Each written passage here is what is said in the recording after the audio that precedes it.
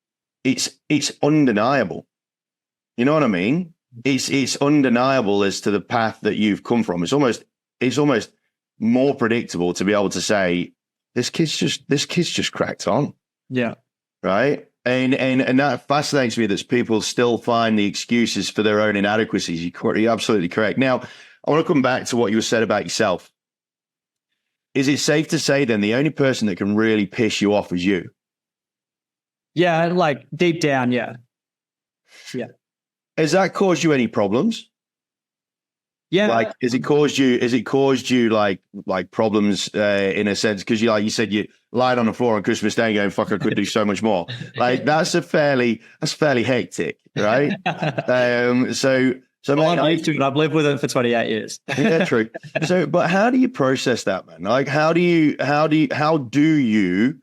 get yourself off the floor on Christmas Day and back with the smile on your dial that you normally have?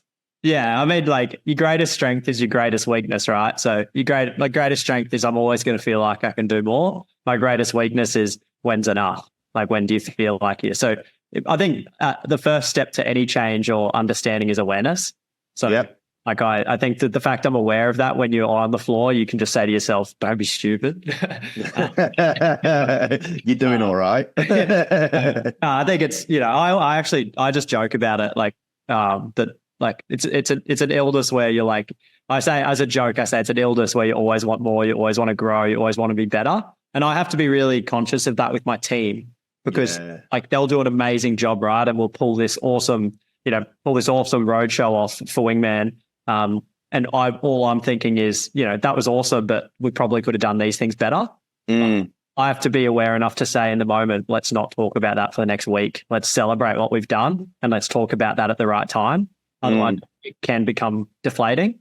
So I think to answer your question is probably just awareness. Yeah, and just trying to, I listen to a lot of audiobooks and I spend a lot of time on that stuff every morning. So I try and improve every day. You took now education. That's something that I wanted to talk about with you as well. You mentioned that you were mad into your tennis going up through high school. How were you in class? No, I actually tried quite hard, but I'm not very book smart at all. My two brothers got OP1s in Queensland, which is like, top 1 percentile. They're both doctors. Right. And my dad's a doctor. So I had high expectations, like not high expectations, but I felt intrinsically high expectations. And I was just always the different in the family in that way. And I tried really hard, but I definitely didn't excel. I was just a normal student, and I had to get tutoring, and I hated English. I was okay at math, but I loved physical education. Right, of course. Now, I was quite shy at school. Yeah, well, yeah, and I can imagine that. Because your energy is it's weird. It's a weird mix, if you don't mind me saying, of absolute confidence, but of that, not insecurity, but that, a little bit edgy, a little bit sort of not quite sure. Now, a lot of people that are incredibly high performers tend to have that mix, right? Where, from the outside, everyone's going, shit, me, this guy's like a Ferrari or something. This guy's like rocking and rolling.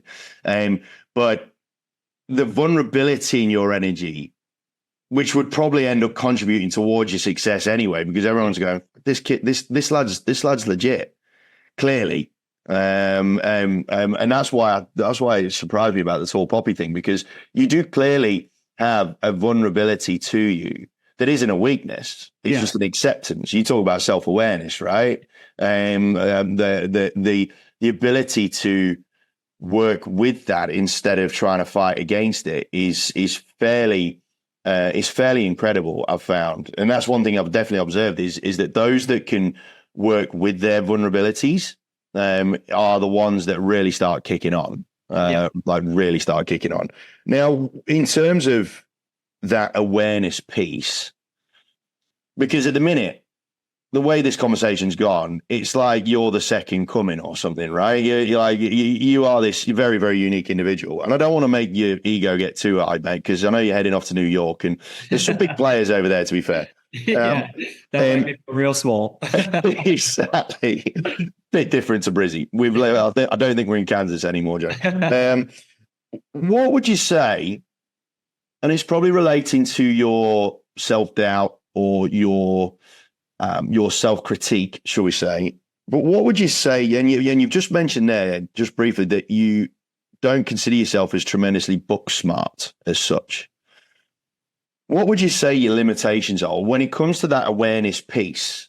Where would you say like your limitations are with respect to, I know that I know for a fact that I'm not going to be able to do X, Y, and Z, or do you see any limitations in life as terms of what you want to achieve? Yeah, I mean, when you asked me that offline, I was like, oh, where do I start? Like, plenty. I think that my attention to detail is not great at all. I struggle to sit, like, if a meeting goes for more than 20 minutes, I'm pretty quickly to be on my phone or to get out of there. Right. My attention span's pretty short. Ditto. Yes, I can concur with that one. So yeah, I'd say that, like, I've got really good people around me. I've got an amazing team who there's no way I'd be where I am without meeting them, and feel privileged to have them. And the general manager of Wingman Group's been my best mate since grade 8, and had my back since then. And we've been in business together for 2 years now. So, a lot of the success has contributed to him supporting me in that business. And he's got incredible attention to detail, very logical.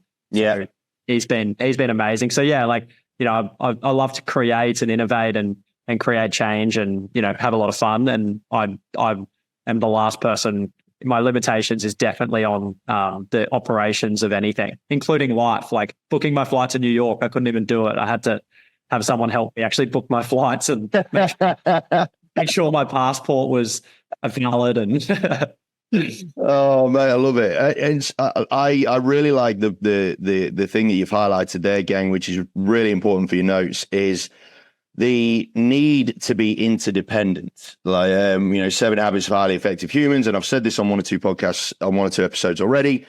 The whole trick to becoming a significant and successful human being lies in the ability to be interdependent, where you have your own level of independence and then you find someone with their own level of independence and you combine the two to create a greater level for both. And you and your mate, what's his name? Jono, same name. Jono. Oh shit! There you go. It's meant to be. It's meant to be. You and Jono, who clearly are diametrically opposed in terms of your skill sets and whatnot, but as a result, you fit like a jigsaw puzzle. Yeah. Right. Yeah. You fit like two jigsaw pieces, which is exactly what you want to see. And I love that you have a humility, but you're not doing it. You're not doing it because you feel you have to. Like, team, the thing is, right? I hate the word authenticity. I really do. It gets overused, something chronic. But gang, I don't know if you're hearing this, but I'm definitely feeling it. Is that one thing that is making Jonathan Bell the high performance human that he undoubtedly is the fact that this lad is so insanely who he is, and he's so insanely in his own skin that you can't even begin to doubt how he rocks and rolls, because it's so obvious. Like, it's like, it might as well be tattooed across your forehead, mate. Seriously, it's so obvious, which is incredible. I wasn't, Andy, for throughout, who I am now is very different to 4 or 5 years ago. All right, well, talk about that then. So who were you 4 or 5 years ago? Like, probably I didn't feel like, well, I remember when I used to, when I first started, I had like a haircut with short hair, gel. I used to wear like a button up every day, because I thought that's what I had to do. Right. I was probably trying to prove something to the world that I could be successful. And, from my upbringing, I was trying to, prove people wrong probably. And that, and I was nowhere near as aware. And, there was just, I just was being probably someone I wasn't. You start to, because I've spent so much time working on myself and spent so much time trying to learn from others and observe others. And what is a high performance human, what is success, what is happiness, and thinking about those things. It's probably put me in a good position to where I am now. But I've no doubt if you interviewed me 4 years ago to now, you'd be like, wow, you've come a long way. Right. Okay. What are your top 3 audiobooks? The 4 Agreements. The Ready, Fire. So the 4 Agreements is for personal development. Ready, Fire, Aim, which is for business growth. Green Lights from Matthew McConaughey. And I'm listening to this one at the moment, and I love it. And it's called Becoming Supernatural by Joe Dispenza. That guy, I started doing some digging on Joe Dispenza and some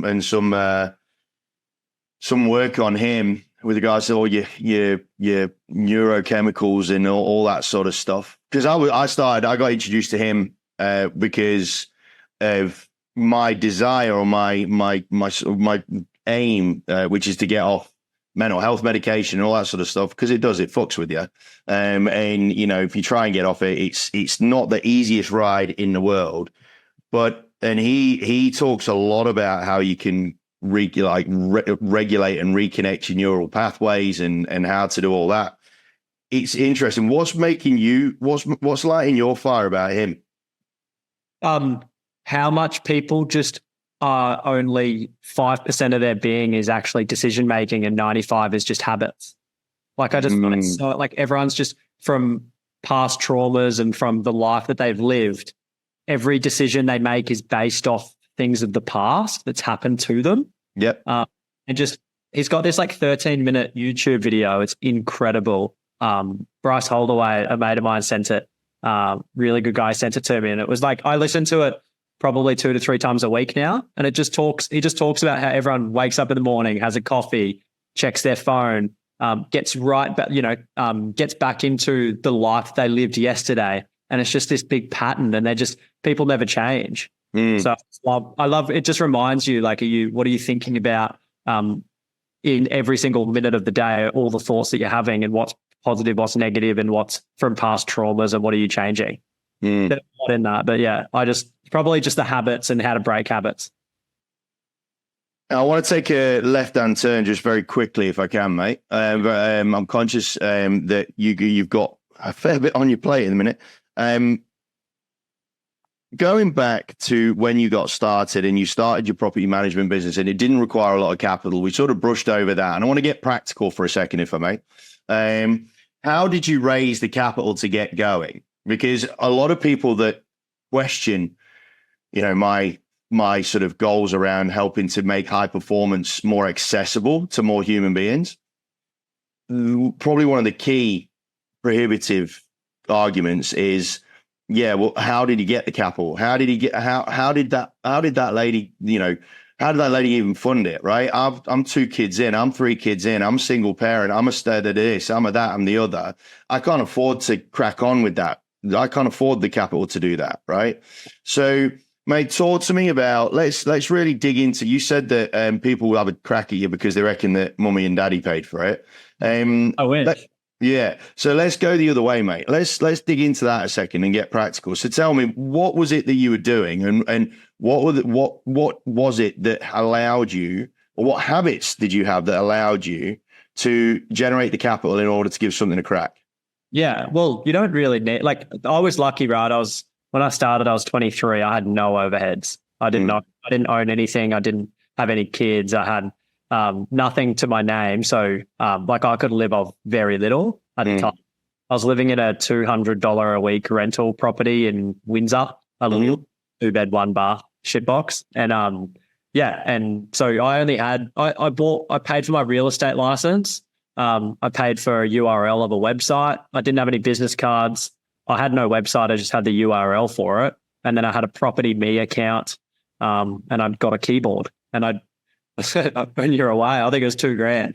Right. That was it. Then just started one management at a time. We grew from 0 to 100 managements in the first 12 months. And then after 12 months, I then started paying myself a $50,000 a year salary out of the business. That then funded my life from there, and I just lived off that. Year 2, we went from 100 to 300. Year 3, we went from 300 to 1,000, and then the rest is history. What happened in year 3? From 300 to 1,000. Well, that's a good one. So that was probably a limited, like I have a business coach, and I remember sitting with him late in year 2, and I said, Ron, if I can get from 300 to 500 this year, I'll be so happy. And he always pushes me, and he said, you should have at least 1,000. So we then created a vision of road to 1,000 from 300 to 1,000. And we had a small team of, I think, 3 or 4. And we all just had this vision. Let every single day, all we're doing is trying to get closer to 1,000. And we put hashtags on social medias, and we told all our landlords we wanted to get to 1,000, our team. And it was the 30th of December, we got our 1,000th management. It was so really. Yeah, so, and then that was really the game changer. Like once you hit 1,000 properties under management, then, you actually start getting cash flow and can start investing in the business. One thing that you've mentioned a couple of times, but we've not really highlighted it yet, is the need for accountability. Being accountable to someone. You just mentioned then that you had a coach that, shoved his boot up your backside and told you, nah, you're looking way too low.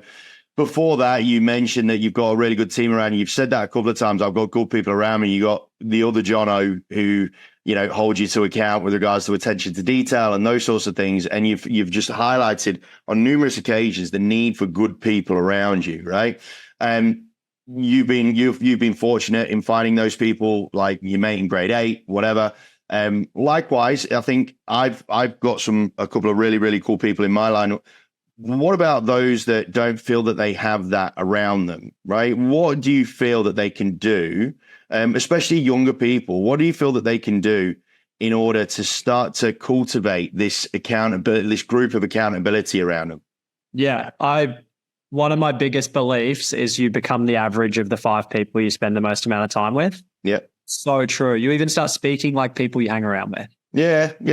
Like it's in the dialogue you use. Like, when I moved in with 2 mates, and they both woke up at 4 a.m. every morning, and I used to wake up at 5, and they made me feel like shit waking up at 5. So I started waking up at 4:30. Like it's crazy, like the influence that people in your life have. So as simple as it is, you just have to find good people who are going to help you grow and challenge you. And actually, again, it goes back to, are they going to lift your energy, and are they cheering for you? Yeah. Yeah, spot on. Don't have those people, you got to make some tough decisions. Oh, mate, well, I want to go personal just for a second before we round this off. You mentioned that, no kids, no responsibilities, lots of fun. And again, all I'm doing is hearing audience members in my head going, well, he's just fucking lucky. He's not got bloody any cares or worries, or all right, so what if he grows his hair, blah, blah, blah. Have you got any aspirations around family? Have you got any aspirations around that? Like, let's give us a little look into the window, that window in your house. Yeah, absolutely. I've got a beautiful girlfriend I've been dating for 14 months. I didn't mean to put pressure on you, by the way, but I got an awesome girl. I actually bought myself a dog, which is a year old. That's a big commitment for me. Right. But yeah, no, I'd love to have a family, and not yet, maybe in my mid to late 30s. Yeah. Okay. Yeah. Like I'd love to have kids. I've always said I wanted to adopt. Interesting. Yeah. Like someone who had never had the opportunity. Like I think that if you had a few of your own and you could help someone else live a life they couldn't have lived, that would be pretty special. Yeah. Wow. Where's that come from? What's that? Well, where's that come from? I've just always been like, I'll plug this. We're raising money for Destiny Rescue, which is a charity that supports child trafficking, especially in the Philippines. So we're walking for 2 days in May before ARIC, and just the child trafficking industry is a $90 billion industry. Wow. And it's insane. There's 160,000 Australians who have admitted to watching child pornography, which is 1 in 200 Aussies admitted to it, which is just insane. But I've gone off topic, but where I'm going with that is there's so many people around the world who never even had the opportunity and never would have the opportunity to live a normal life. So I think that for someone as privileged as myself to live in Australia and to be able to be given the opportunities that I got, I feel like it's my responsibility to help people who never got that opportunity and give them at least a shot at it. What's made you go down that path? Because there's loads of people that are privileged that don't give a shit. Yeah, no, I'm not sure. It's just who I am. It's just who, and you know what, gang? That is like the perfect full circle moment right there. When he said at the start of this show that he doesn't think that much, he just does. That sentence just then, I don't know, it's just who I am. That basically sums up Jonathan Bell in a nutshell. And that's why this lad is a special human being and one of high performance, I have got no doubt. Look, Jonathan, last question, because I have to ask this. And I know we talked about limitations before, and you said that attention to detail is probably one of your Achilles heels. And you said one of a few. Would you say that's when we talk about sort of limitations and whatnot, I'm sort of trying to turn it into a forward-thinking thing. So talk about what are your barriers moving forward that you can foresee in the getting to the next level of high-performance human that you want to get to. Yeah. So what would you say that is? Because I think that attention to detail is probably, operationalist in the present day, but looking towards the future, what do you think is the one thing that's missing from your game right now that will take you to the next level? I mean, this might seem crazy, but I think that every single person, this is a limiting belief, and I always try and help, is to continue to think bigger. Like, I think that is just always, it's so easy to get bogged down thinking small. I think that my limiting beliefs is I don't even know, I'll probably go to New York next week, Andy, and think even bigger. But then that's not even as big as I could think. And I think that everyone, including myself, can always think bigger and think that, I'm sure that if I continue to think bigger, I could live a life that I never thought was possible today in 10 years. And I think that that's what I need to keep reminding myself, and will always be a limiting belief, because you only know what you know, and you don't know what you don't know. So keep exploring and keep trying to think big. I love it. I absolutely love it. Jonathan Bell, thank you so, so much for your time on the show, man. You are a star in your own right, but I think Da Vinci, was defining you when he said simplicity is the ultimate form of sophistication, because you, my friend, are a rock and roll star. Of that, I've got no doubt whatsoever. Team, make sure that you follow this guy. His journey is just beginning by the sounds of it, and he's already achieved so much in the 28 years of existence he's had on this fair planet of ours. But I reckon he's only just warming up, and I can't wait to be a fan on the sidelines with my popcorn cheering him on. Man, it's been an absolute pleasure getting to know you, having you on the show. I really, really appreciate you coming on and just being you, man, because you are genuinely an example that so many people can learn so much from in so many positive ways. So thank you so much for being who you are, my man. No, thanks, Andy. And what you're doing for younger generations and helping them, I'm very passionate about that as well. So love what you guys are doing with the podcast. All right, man. Team, stay safe, healthy, happy. Make sure that you re-listen to this podcast, because Jono, he's a lot of the stuff that he's saying, he's just coming out so naturally, and you can learn so much just by listening to him, not what he's saying, just listening to how he's saying it and how he's going about his game. Make sure that you've listened to this podcast again, because it's going to be worthwhile. Jonathan, you look after yourself, man. Safe trip to New York and team, make sure you look after yourselves and each other. And we'll speak to you again on the next episode. Till then, look after yourselves.